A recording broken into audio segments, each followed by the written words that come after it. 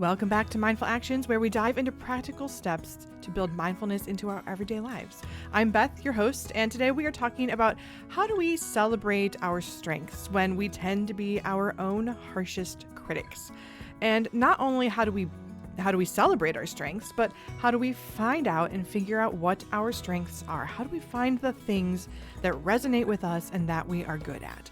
I think most of us have heard the phrase, "You are enough just as you are." But when it comes to actually believing that, we can often feel lost or unsure. So we're going to talk about how to actually recognize your own strengths today, because knowing what you're good at is key to building confidence and feeling fulfilled in your own life. And so as we go out of our introduction here, I want you to think about 3 things that you would consider your own strengths.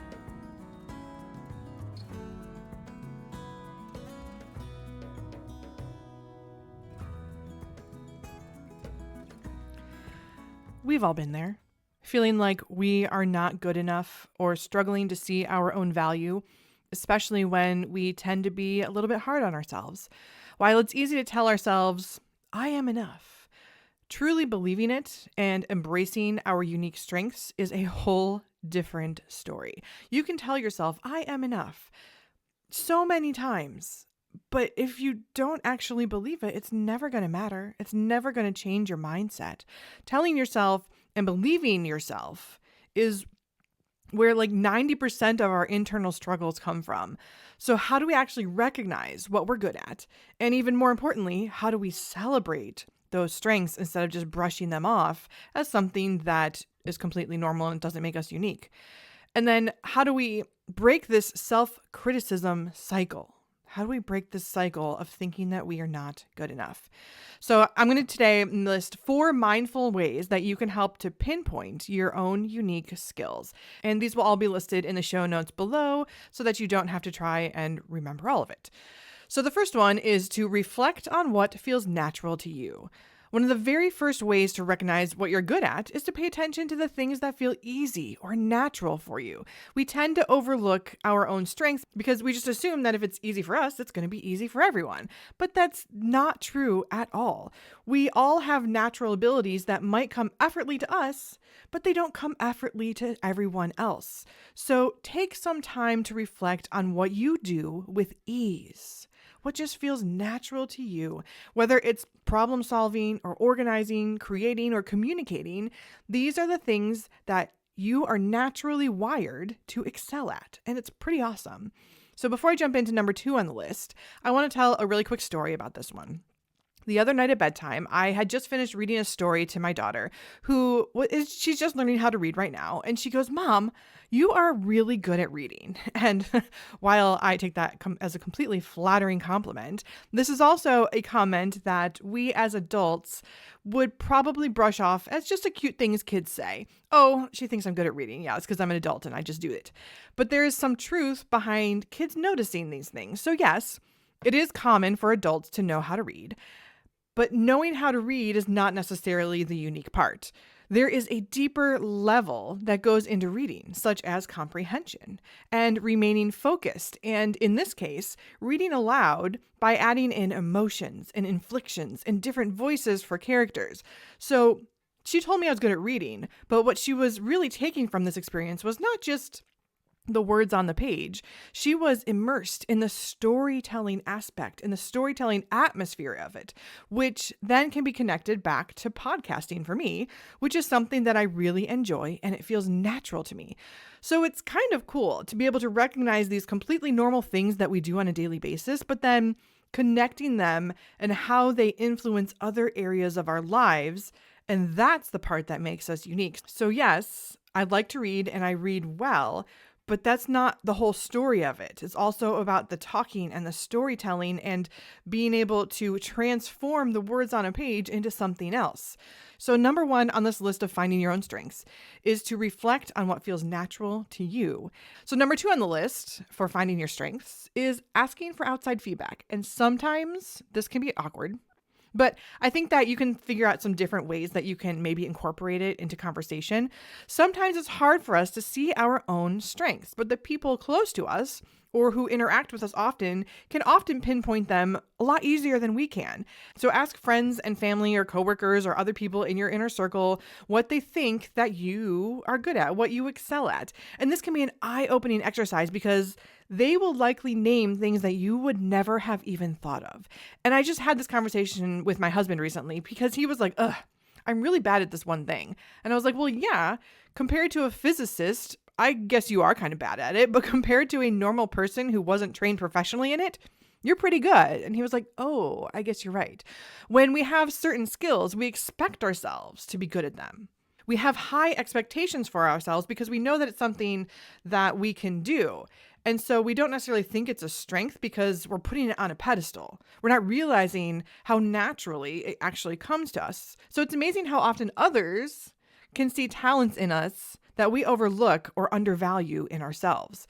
Take that feedback seriously and use it as a reminder that just because you don't see it doesn't mean that it's not there. And so again, it might be indirectly influenced. So maybe somebody will say, oh yeah, well, you're really good at texting the group and making sure that everybody knows what time we're meeting and where we're meeting. Well, that's a type of communication. So thinking about your skills in different ways and how they connect to others to create these new, unique skill sets that you recognize for yourself. And then number 3 on the list is to look at what energizes you. This is another clue to your strengths, and it lies in what activities energize and fulfill you. Even if you are being hard on yourself about the outcome of something, notice how it feels to engage in that activity. Something coming naturally to you is different than something that energizes you. Like I said earlier, yes, many adults can read well, but not everyone enjoys it. So why do they want to consider that a strength? And it also could depend on the genre of book or the type of content that they are interacting with. Maybe somebody doesn't like fiction, but they're really good at reading nonfiction. Or maybe someone isn't really good at reading and sitting through a whole book, but they can listen to an audiobook and they can comprehend that, or they can listen to news or read news articles. So again, it's how you interact with these different things that you can consider a strength. Our strengths should align in our lives in multiple ways. If you feel alive and motivated or in the flow while you're doing something, it's a sign that you're working in alignment with your natural abilities. We are often good at the things that we love doing, so don't dismiss what brings you joy. And again, just think that, oh, it's nothing, because it is something. And the last thing in my list is to find patterns in your life. And what I mean by this is when you're hard on yourself, it's easy to forget the little victories, the small things, the small wins. A powerful way to start seeing your strengths is to track your small wins. Keep it in a journal or a note on your phone, wherever you jot down something that you did well each day. And I really want you to think about it. I really want you to think about these little things. It could be as simple as navigating a difficult conversation or finishing a project that you've been working on for a long time. Again, you're most likely going to think, oh, it's nothing. I'm supposed to do that. That's one of those things that gets in our brains. I'm supposed to do that. But it can still be a strength. It can still be a strength. Over time, you'll start to notice these patterns, things that you consistently do well. Tracking these small wins not only highlights your strengths, but it also helps to shift your mindset away from self-criticism and towards self-appreciation and self-acceptance. Maybe you are really good at calming down your toddler by talking through it instead of yelling and raising your voice. And as a mom, our first instinct is to criticize ourselves for our child throwing a tantrum. And we think that we've failed because it happened. And then we don't even recognize the strength that we had in how we handled it.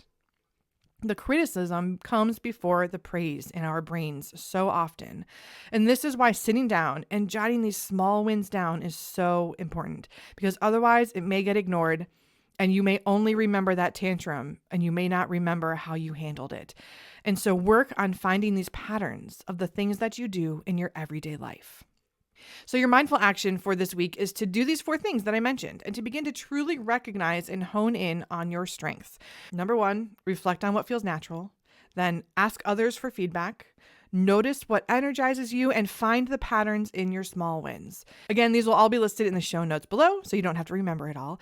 And the other part of your mindful action this week is after you've practiced these things, remember those 3 things you said that were your strengths at the beginning of the show? I want you to name now 3 different things than you mentioned at the beginning. I want you to dig deep this week. Dig deep and find new things that you've overlooked basically for your whole life because you think that it's something you're supposed to do, or you think it comes naturally to you, so it's not a strength. Those things are important characteristics in your life and create who you are. All 4 of these things are stepping stones to help you recognize that, yes, you are enough just as you are. And it's a process in understanding your thoughts and your actions and your beliefs to really understand what this means.